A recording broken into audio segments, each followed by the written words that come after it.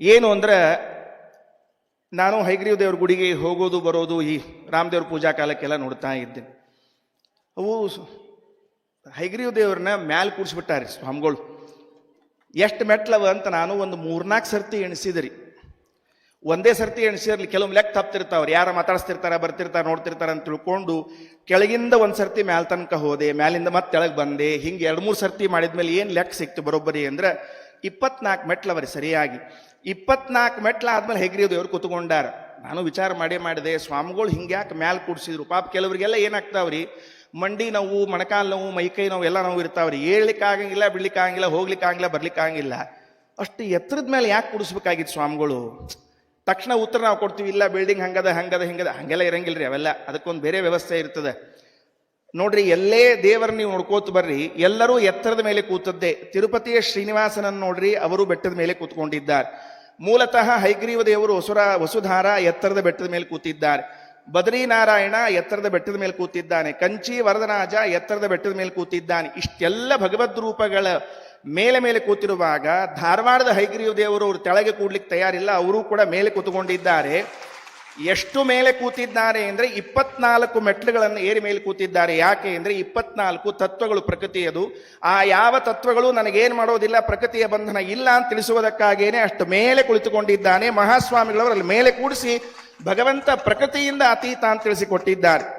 ಆಮೇಲೆ ಅನ್ಸೋದುಂಟ್ರಿ, ಸ್ವಾಮಿಗಳಿಗೆ ಕೇಳ್ಕೊಂಡಿದ್ರು ಅವ್ರು ಏನರ ವ್ಯತ್ಯಾಸ ಮಾಡ್ತಿದ್ರು ಏನು ಅಂತ. ಆದ್ರೆ ದೇವರ ಏನು ವಿಚಾರ ಮಾಡಿ, ದೇವರ ಏನು ಹೇಳಿದ್ದಾನ ಅಂದ್ರೆ, ಯಾರು ನನ್ನ ಹತ್ರ ಬರ್ತಾರ ಅಷ್ಟು ಎತ್ತರ ಮೇಲೆ ಕೂತು ಒಂದು ಮಾತು ಹೇಳ್ಯಾನ ದೇವ್ರು. ಯಾರು ನನ್ನ ಹತ್ರ ಬರ್ತಾನ ಅಂದ್ರೆ, ಯಾರು ಸಾತ್ವಿಕರು ಇರ್ತಾರ ನೋಡ್ರಿ, ಅವರಷ್ಟ ಮ್ಯಾಲೆ ಹತ್ತಿ ಹೋಗ್ತಾರಂತ. ಈಗ ನೋಡ್ರಿ, ಯಾರು ಇಲ್ಲ ಅಲ್ಲಿಗೆ ಬರೋದಿಲ್ಲ. ಈಗ ನಾ ಸಾತ್ವಿಕ ಅಲ್ಲ ಅಲ್ಲಿಗೆ ಹೇಳಿಕ್ ಬರೋದಿಲ್ಲ. ಎಷ್ಟು ಸಮಸ್ಯೆ ಆಗ್ತದೆ ನೋಡ್ರಿ ಹಿಂಗೆ ಅಂದ್ಕೂಡ್ಲಿ. ನಾ ಹೇಳಿಲ್ಲ ಇದನ್ನ, ಕೃಷ್ಣ ಭಗವದ್ಗೀತೆಯಲ್ಲಿ ಹೇಳುವಾಗ ಊರ್ಧ್ವಂ ಗಚ್ಚಂತಿ ಸತ್ವಸ್ಥಾಹ ಅಂತ ಒಂದು ಮಾತು ಹೇಳ್ಯಾನ. ಭಗವಂತ ತನ್ನ ಸಮೀಪದಲ್ಲಿ ಸಾತ್ವಿಕರನ್ನ ಮಾತ್ರ ಇಟ್ಕೊಳ್ತಾನ. ಎಂಥವ್ರು ಸಾತ್ವಿಕರು ಅಂದ್ರೆ ಮೇಲೇರಿ ಬರುವಂಥವ್ರು ಮಾತ್ರ ಸಾತ್ವಿಕರು ಅಂತ ತಿಳಿಸಿಕೊಟ್ಟಿದ್ದಾನೆ.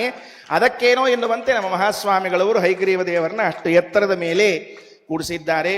ಹೈಗ್ರೀವ ದೇವರಿಂದ ಉಪದಿಷ್ಟವಾದ ಮೂಲ ರಾಮಾಯಣ, ಆ ರಾಮಾಯಣದಲ್ಲಿ ಬರುವಂತಹ ವಿಷಯಗಳು, ರಾಮಚಂದ್ರನಿಸಿರುವಂತಹ ವಿಷಯಗಳನ್ನೆಲ್ಲವನ್ನ ಬಹಳ ಅದ್ಭುತವಾಗಿ, ನಿಜವಾಗ್ಲೂ ಕೂಡ ನಿನ್ನೆ 2ನೇ ಏಕಾದಶಿ, ಇನ್ನೊಂದು ಹೇಳೋದು ಮರ್ತು ಹೋಯ್ತ್ರಿ.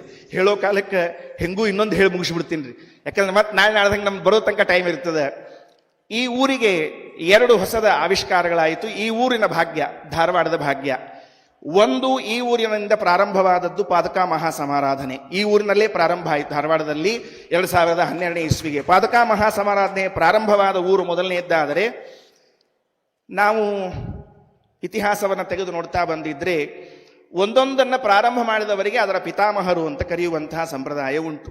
ಉದಾಹರಣೆಗೆ ದಾಸ ಸಾಹಿತ್ಯವನ್ನು ಪ್ರಾರಂಭ ಮಾಡಿದವರು ಯಾರು ಅಂತ ಕೇಳಿದರೆ, ನಾವು ಯಾರನ್ನೋ ಪುರಂದರದಾಸರನ್ನ ಮತ್ತೊಬ್ಬರನ್ನ ಹೇಳ್ತಿರ್ತೀವಿ. ಮೂಲತಃ ಶ್ರೀಮದ್ ಆಚಾರ್ಯರೇ ದಾಸ ಸಾಹಿತ್ಯಕ್ಕೆ ಬುನಾದಿ ಹಾಕಿ ಕೊಟ್ಟವರು, ಅವರು ಮೊದಲನೇದವರು. ದಾಸ ಸಾಹಿತ್ಯ ಅಲ್ಲಿಂದ ಬಂತು. ಯಕ್ಷಗಾನವನ್ನು ಪ್ರಾರಂಭ ಮಾಡಿದವರು ನರಹರಿತೀರ್ಥ ಶ್ರೀಪಾದರು ಅಂತ ಕೆಲವು ಸಂಶೋಧನೆಗಳು ತಿಳಿಸ್ತಕ್ಕಂಥದ್ದಾಗಿದೆ. ದಾಸ ಸಾಹಿತ್ಯದಲ್ಲಿ ವ್ಯಾಸರಾಜರು, ಶ್ರೀಪಾದರಾಜರು, ವಾದಿರಾಜರು ಇವರೆಲ್ಲರೂ ಕೂಡ ಹಾಡಿನ ಪದ್ಧತಿಯನ್ನು ತಂದವರು ಅಂತ ತಿಳ್ಕೊಂಡು, ಹಾಗಾದರೆ ಆಯಾ ಕ್ಷೇತ್ರದಲ್ಲಿ ಇವರನ್ನು ನಾವು ಪಿತಾಮಹರು ಅಂತ ಕರೆಯುವುದಾದರೆ, ಭಗವಂತನಿಗಾಗಿ ನರ್ತನ ಸೇವೆಯನ್ನು ಪ್ರಾರಂಭ ಮಾಡಿದ ಪಿತಾಮಹರು ಅಂತ ನಾವು ಮಹಾಸ್ವಾಮಿಗಳವರನ್ನು ಕರಿಬೇಕಷ್ಟೇ.